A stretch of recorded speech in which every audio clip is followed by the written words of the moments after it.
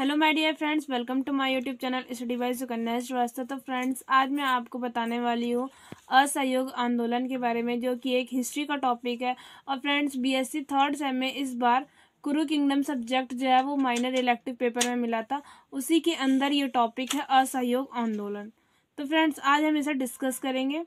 सबसे पहले हमारा पॉइंट आएगा कि ये स्टार्ट कब हुआ था, यानी कि प्रारंभिक समय इसका कब था। तो वो था 1 अगस्त 1920 को, और जो ये स्थगित हुआ था उसका टाइम है 12 फरवरी 1922, और इसका नेतृत्व महात्मा गांधी जी ने किया था। ओके, और अब हम देखने वाले हैं कि असहयोग आंदोलन के कारण क्या थे, हमने स्टार्ट क्यों किया था असहयोग आंदोलन। ओके, असहयोग आंदोलन स्टार्ट करने का हमारा मोटिव क्या था, देखते हैं। वो उसका पॉइंट है हमारा कि प्रथम विश्व युद्ध के बाद आर्थिक कठिनाइयों से कृषकों, मजदूरों, दस्तकारों, मध्यम वर्गों सभी में आक्रोश था। प्रथम विश्व युद्ध हुआ था, उसके बाद भारत की आर्थिक स्थिति बहुत ही कमजोर हो गई थी, जिसके कारण कृषकों और मजदूरों, दस्तकारों, मध्यम वर्ग के सभी लोगों में आक्रोश था। इस कारण भी असहयोग आंदोलन चलाया गया था। सेकंड पॉइंट है हमारा, खिलाफत के मुद्दे पर भी कांग्रेस के मुस्लिम नेताओं में आक्रोश था। थर्ड पॉइंट है रोलेट एक्ट, जो कि 1919 में हुआ था। उसके अनुसार किसी भी व्यक्ति पर संदेह होने से उसे गिरफ्तार कर अनिश्चित काल के लिए जेल में रख सकते थे। इस एक्ट के विरोध में कांग्रेस नेताओं में आक्रोश था। जो रोलेट एक्ट था, उसमें किसी भी व्यक्ति, अगर हमें पुलिस को अगर कोई भी व्यक्ति ऐसा लगता है जो जिसके ऊपर उसे शक हो जाता है, संदेह हो जाता, तो वो उसे तुरंत गिरफ्तार कर लेता था और अनिश्चित काल के लिए उसे जेल में डाल देता था। इसमें हमारा लॉस ये होता था कि जितने भी स्वतंत्रता संग्राम सेनानी थे उन्हें क्या करते थे, ये जेल के अंदर डाल देते थे, जिससे हमारे जितने आंदोलन थे वो क्या हो जाते थे, वीक पड़ जाते थे, और इस वजह से लोगों में आक्रोश था। पॉइंट हमारा जलियांवाला बाग हत्याकांड है, जो कि 1919 में हुआ था। इसमें आपको पता ही होगा कि जनरल डायर ने निहत्थे लोगों पर गोलियां चलवा दी थी जलियांवाला बाग में, और उसी में जनरल डायर को इन्होंने निर्दोष साबित कर दिया था और घोषित कर दिया था। इसके यहाँ पर क्या किया था, इसी कारण से नेताओं में आक्रोश था, और ये भी एक कारण है असहयोग आंदोलन स्टार्ट करने का। ओके, असहयोग आंदोलन का उद्देश्य। असहयोग आंदोलन का उद्देश्य हिंदू मुस्लिम एकता को बढ़ावा देना था। स्वदेशी उद्योग, शिक्षा संस्थानों, अदालतों की स्थापना करना, चरखा एवं कताई बुनाई का प्रचार करना, ब्रिटिश उपाधियों, वस्तुओं, स्कूलों, अदालतों, काउंसिल आदि का बहिष्कार करना असहयोग आंदोलन का उद्देश्य था। और फ्रेंड्स, इसमें असहयोग आंदोलन के कारण ही जो है हमारी बनारस हिंदू विश्व यूनिवर्सिटी जो है, और आपके जामिया यूनिवर्सिटी जो है, ये सारे इसी टाइम में जो है कि स्थापित किए गए थे कॉलेज। फ्रेंड्स, अब हमारे पास नेक्स्ट हेडिंग है असहयोग आंदोलन का प्रसार। असहयोग आंदोलन का प्रसार किस तरीके से हुआ वो मैं आपको बताती हूँ। 1920 में नागपुर में एक अधिवेशन हुआ था, जिसमें कांग्रेस ने असहयोग आंदोलन का प्रस्ताव पारित किया था। इसमें गांधी जी ने क्या किया था असहयोग आंदोलन में, कि केसरी हिंद की उपाधि अपनी अपनी त्याग दी थी, और जमुनालाल बजाज ने अपनी राय बहादुर की उपाधि त्याग दी थी। अनेक वकीलों ने, जैसे कि CR दास, मोतीलाल नेहरू, जवाहरलाल नेहरू, वल्लभ भाई पटेल, C राजगोपालाचारी, इन्होंने अपनी वकालत छोड़ दी। अंग्रेजों को लगा कि बहुत ज़्यादा आंदोलन बढ़ रहा है, इसे रोकना पड़ेगा, तो इसके लिए उन्होंने प्रिंस ऑफ वेल्स जो थे वो भारत आए थे 1921 नवंबर में, और जिस कारण से उन्होंने सोचा कि जहाँ की जनता को शांत किया जाएगा, बट उन्होंने लोगों ने यहाँ पर क्या किया कि काले झंडे दिखाए, उन्हें जगह जगह पर हड़तालें की। उस टाइम पे पंजाब में सिखों ने अकाली आंदोलन शुरू कर दिया, असम में चाय बागानों के मजदूरों ने हड़ताल कर दी, मालाबार में जमींदारों के विरोध में मुस्लिम कृषकों ने आंदोलन शुरू कर दिया, और इसी दौरान जो छात्र थे उन्होंने सरकारी स्कूलों व कॉलेजों में जाना छोड़ दिया। इसका परिणाम ये हुआ कि 5 फरवरी 1922 को वर्तमान में गोरखपुर में एक चौरी चौरा नामक एक स्थान है, जहाँ पर एक हिंसक भीड़ ने पुलिस चौकी पर हमला कर दिया, और वो हिंसक भीड़ जो थी वो जो असहयोग आंदोलन का उस टाइम नेतृत्व कर रही थी, उसके बारे में बता रही थी। और क्या किया उन्होंने कि उसे, जो पुलिस चौकी थी, उसे आग के हवाले कर दिया था, जिसके कारण क्या हुआ कि 20 पुलिसकर्मी मारे गए थे इसमें, और बहुत से लोग घायल भी हो गए थे। इस घटना को इतिहास में चौरी चौरा कांड के नाम से भी जाना जाता है। जो कि आपको पता है कि महात्मा गांधी जो थे वो सत्य और अहिंसा के मार्ग पर चलते थे, और उन्हें ये बात बिल्कुल भी अच्छी नहीं लगी कि वहाँ पर इतना बड़ा कांड हो गया कि पुलिसकर्मी जो है कि पुलिस को चौकी को जला दिया गया था। इसी के सहारे तो इस घटना से जो है कि बहुत ही रुष्ट हो गए गांधी जी, और उन्होंने 12 फरवरी 1922 को बारदोली में कांग्रेस कार्य समिति की बैठक में असहयोग आंदोलन वापस लेने की घोषणा की, और इसके साथ ही असहयोग आंदोलन समाप्त हो गया। इस कारण से जो जवाहरलाल नेहरू, सी राजगोपालाचारी एवं सुभाष चंद्र बोस थे, वो इस बात की बहुत उन्होंने आलोचना की कि उन्हें ऐसा नहीं करना चाहिए था। फ्रेंड्स, आई होप आपको ये टॉपिक समझ में आया होगा। फ्रेंड्स, हमारा नेक्स्ट आंदोलन है सविनय अवज्ञा आंदोलन। इसके पहले फ्रेंड्स हमने अभी असहयोग आंदोलन किया था, देन अब हम सविनय अवज्ञा आंदोलन करने वाले हैं। जो सविनय अवज्ञा आंदोलन था वो 12 मार्च 1930 को शुरू हुआ था, जो उसका प्रारंभिक समय है, और जिसका नेतृत्व महात्मा गांधी जी ने किया था, और जो इसका स्थगित समय है वो 7 अप्रैल 1934 है।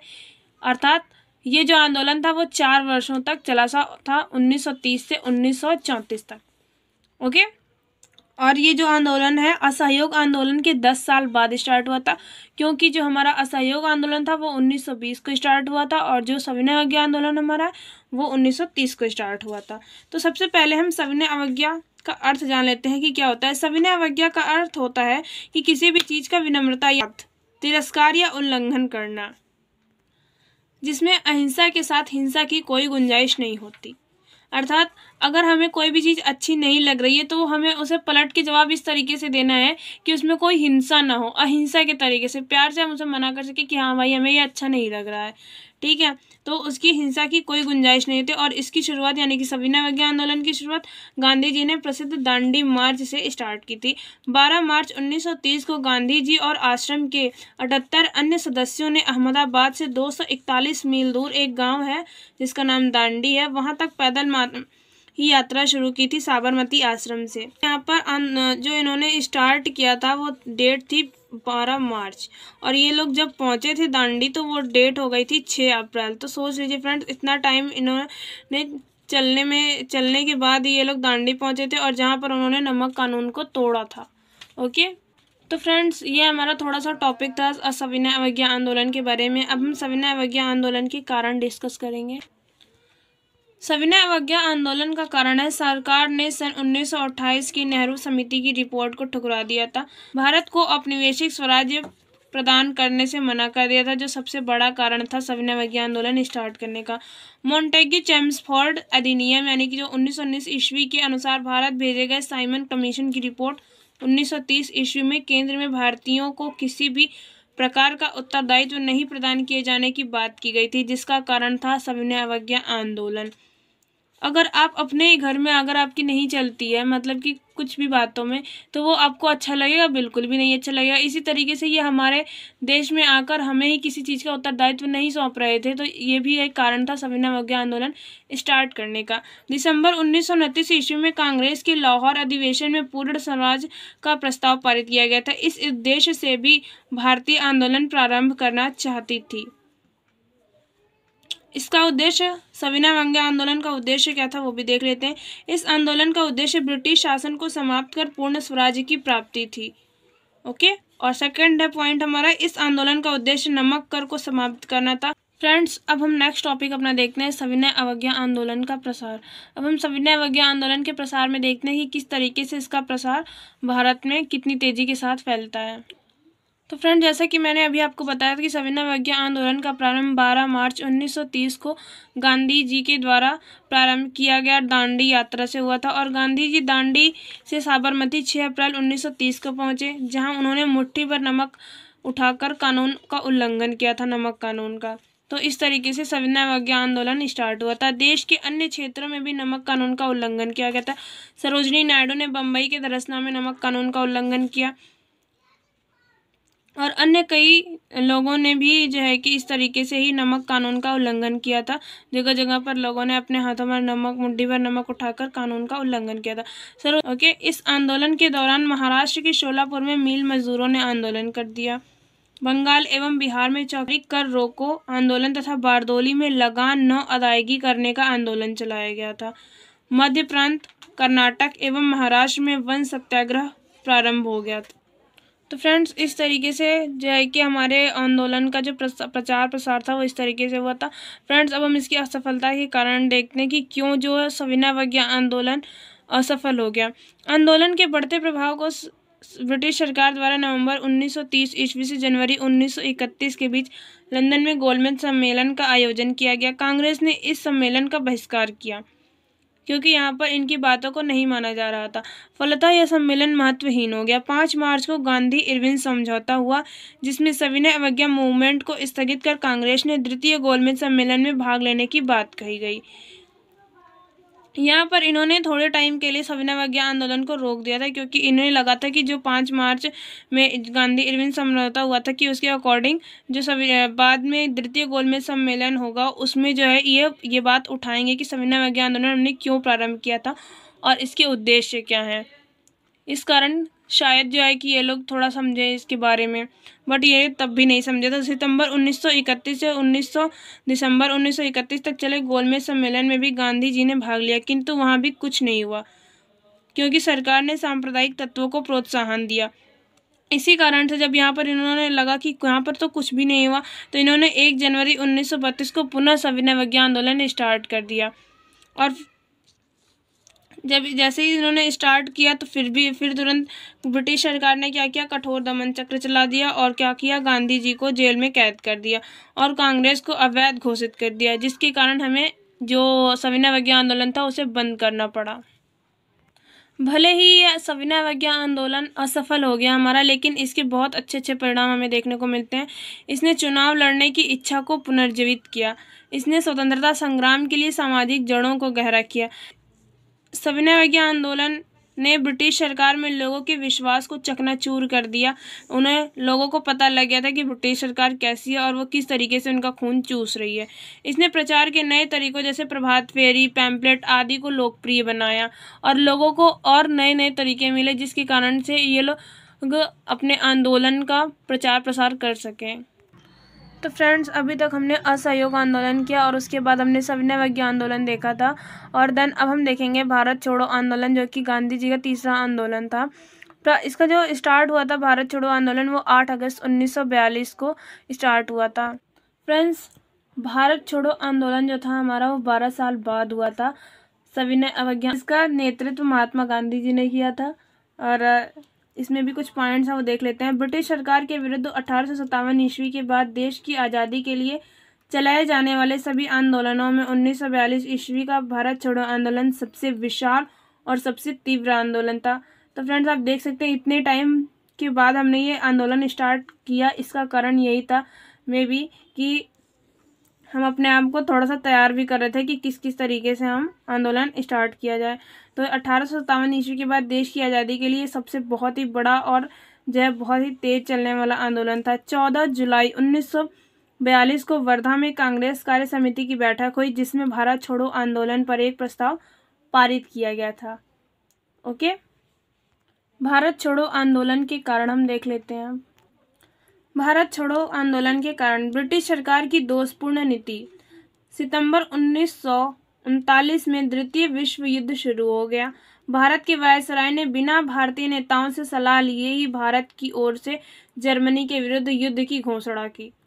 सबसे पहला कारण तो यही था कि हमसे बिना पूछे ही हमें किसी भी युद्ध में घसीटा जा रहा था बिना किसी बात के। जापानियों को नाराज करने की भावना। जापानी आक्रमण का भय दिन दुना रात चौगुना बढ़ता ही जा रहा था और कांग्रेस ने समझ लिया था कि उसे अंग्रेजों का साथ देकर जापानियों को नाराज नहीं करना है, क्योंकि जो हमारी भारतीय लोग थे उन्हें पता लग गया था कि सरकार कैसी है, तो इसका साथ देके हम अपने ही पैर पे कुल्हाड़ी क्यों मारें। अत्यधिक मूल्य वृद्धि। उस समय वस्तुओं के भाव बहुत अधिक बढ़ गए थे। इस महंगाई के कारण मध्यम वर्ग में सरकार के खिलाफ बहुत ही तीव्र अविश्वास की भावना थी और अंग्रेजों से लोहा लेने को तैयार थे। अंग्रेजों के सामर्थ्य पर शंका। गांधी जी की मान्यता थी कि यदि अंग्रेज भारत में रहेंगे तो भारत पर जापान के आक्रमण की आशंका बनी रहेगी, क्योंकि जो जापानी थे वो अंग्रेजों के ऊपर आक्रमण करना चाह रहे थे और अंग्रेज क्या कहाँ थे, भारत में थे। तो ये कारण था, गांधी जी को ऐसा लगता था। अतः उन्होंने भारत छोड़ो आंदोलन प्रारंभ करने का निश्चय किया। भारत छोड़ो आंदोलन का उद्देश्य। भारत से विदेशी सत्ता का अंत, अंतर्राष्ट्रीय संघ की स्थापना, भारतीयों को सशक्त बनाना, स्वतंत्रता के बाद सभी देशों में शोषित लोगों के लिए नैतिक अथवा धार्मिक नेतृत्व की स्थापना करना भारत छोड़ो आंदोलन का उद्देश्य था। फ्रेंड्स, अब हम देखते हैं भारत छोड़ो आंदोलन का प्रसार किस तरीके से हुआ। 8 अगस्त 1942 को बम्बई में अखिल भारतीय कांग्रेस की बैठक हुई, जिसमें भारत छोड़ो आंदोलन के प्रस्ताव को कुछ संशोधनों के बाद स्वीकार कर लिया गया था। इस भाषण में ही गांधी जी ने करो या मरो का नारा दिया था। इसकी प्रतिक्रिया में ब्रिटिश सरकार ने 9 अगस्त 1942 की सुबह ऑपरेशन जीरो ओवर के तहत कांग्रेस के सभी बड़े नेताओं को गिरफ्तार कर लिया और कांग्रेस को अवैध घोषित किया और इसकी संपत्ति को जब्त कर लिया। तो आप देख सकते हैं कि जैसे ही स्टार्ट हुआ 9 अगस्त को ही सुबह ही जीरो आवर के तहत इन्होंने क्या किया कि नेताओं को, जो सभी बड़े नेता थे, उन्हें गिरफ्तार कर लिया और कांग्रेस को अवैध घोषित कर दिया। गांधी जी और सरोजिनी नायडू को गिरफ्तार कर लिया गया और आगा खां पैलेस में रखा गया।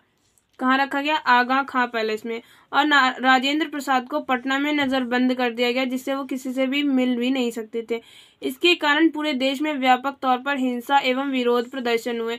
हमने सोचा तो था कि इसे अहिंसा के तरीके से करेंगे, बट इन्होंने ऐसा काम कर दिया कि लोगों में हिंसा हो गई और हिंसा एवं विरोध की प्रदर्शन होना स्टार्ट हो गए। रेल, डाक एवं तार को बड़े पैमाने पर नुकसान पहुंचाया गया। आंदोलन के दौरान कई इलाकों में ब्रिटिश शासन समाप्त हो गया। सविनय अवज्ञा आंदोलन, असहयोग आंदोलन, व्यक्तिगत सत्याग्रह आंदोलन आदि आंदोलनों की तुलना में भारत छोड़ो आंदोलन में अधिक स्फूर्ति थी और बहुत ही उग्र था। कई नेताओं ने भूमिगत होकर भी भारत छोड़ो आंदोलन का नेतृत्व किया। तो फ्रेंड्स, नेक्स्ट टॉपिक है हमारा भारत छोड़ो आंदोलन की असफलता के कारण। आंदोलन की अवधि में सरकारी कर्मचारियों, देशी रियासतों के नरेश, सेना, पुलिस और उच्च सरकारी अधिकारी आदि में सरकार के प्रति वफादारी की भावना बनी रही, जिससे सरकारी कार्य बिना किसी बाधा के सुचारू रूप से चलता रहा।